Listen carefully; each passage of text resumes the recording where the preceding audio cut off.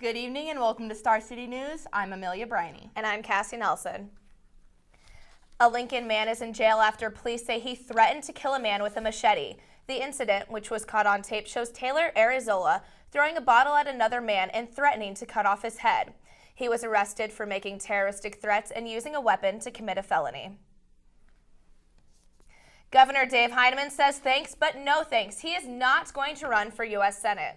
With Mike Johan's announcement that he would not be rerunning, many thought Heineman would take the seat. But the governor says he wants to continue to give his full attention to tax relief, education, and jobs for Nebraskans. Authorities believe lightning was the cause of a warehouse fire. It happened just before 11 p.m. Monday night near Jansen, Nebraska, where fire crews responded to the scene. No one was injured. A suspicious backpack left Lincoln authorities on alert this morning. The bag was reported just after 10 outside the Nebraska bookstore downtown. LPD closed the area and the bomb squad was in use. Traffic has since reopened. Workers at De Leon's restaurant got quite the scare after a man reported a gunman inside the building. Police say Patrick Schulte called out with the claim just before 5 a.m. Tuesday. 16 officers swarmed the restaurant, but turns out it was all a hoax.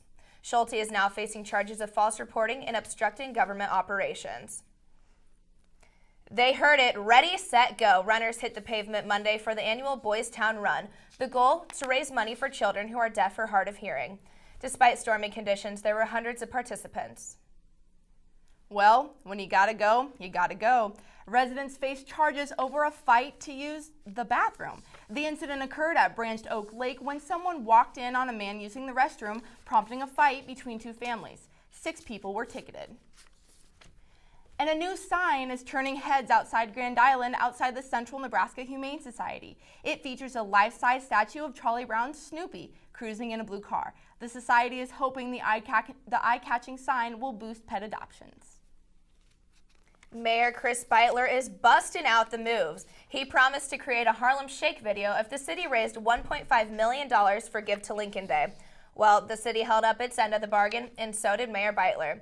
You can see his serious dance moves on YouTube.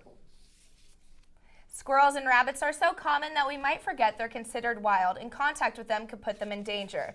But that's where Wildlife Rescue Team comes in. With volunteers across the state, the team works to save injured and abandoned animals.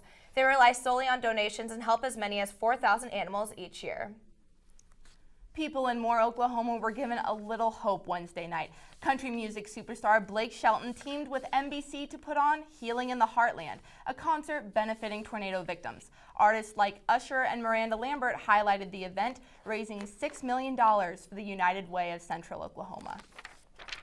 And in sports, hockey is coming to Fremont. Midland University announced the addition of men's and women's hockey programs to its athletic department. The Sidner Ice Arena has been contracted to be the home for both teams. And a Husker receives a huge honor. Tatum Edwards was selected as a second-team All-American on Wednesday. The junior is the 14th player in school history to earn All-America honors, and she is the first Husker softball player to do it since 2011. The last player, her sister Taylor. I guess they're keeping that in the family, Cassie. That's some serious athletic genes that family has. Yeah. In other news, at least 3 people have been shot on the Bob Carey pedestrian bridge that connects Omaha with Council Bluffs. Police say there had been a disturbance at the bridge before shots rang out. One of the victims is in critical condition and the other 2 were hospitalized. No arrests have been reported. Now here's a story that could warm your heart. Boston Marathon bombing survivor Jeff Bauman was reunited with his rescuer Carlos Arredondo at Fenway Park on Tuesday night. Bauman, who lost both of his legs near the finish line of the marathon, was helped to the mound by Arredondo, where they both threw out the ceremonial first pitch for the Boston Red Sox. And he scored in the hearts of Nebraskans when he ran that touchdown during the Husker spring game, and now he is scoring in hearts of people across the nation. Little Jack Hoffman, the 7-year-old cancer patient, has found new buyers for his trading card. One of them, actor James Denton from Desperate Housewives. 3 of his cards have been sold, raising $30,000 for charity. State senators were busy yesterday overriding budget vetoes put in effect by Governor Heineman over the weekend. The vetoes targeted special advocate programs and dental services in Nebraska's 6 community health centers. Finally, what would you be willing to do for someone you barely knew? Well, one Arizona man is answering that question with a coast-to-coast walk to raise money for a cancer patient he's never met. Drew Blondeau made a pit stop in Lincoln along his walk to raise money for Liz Estes, who's battling leukemia. So far, he's halfway through his 3,600-mile journey. And what a journey that must be, Cassie. That's a really inspiring story. I don't think I could walk that far, You know, though. I'm not sure I could either. I can't even imagine. That's all we have for you tonight here on Star City News Again. I'm Amelia Briney. And I'm Cassie Nelson. Thanks for watching.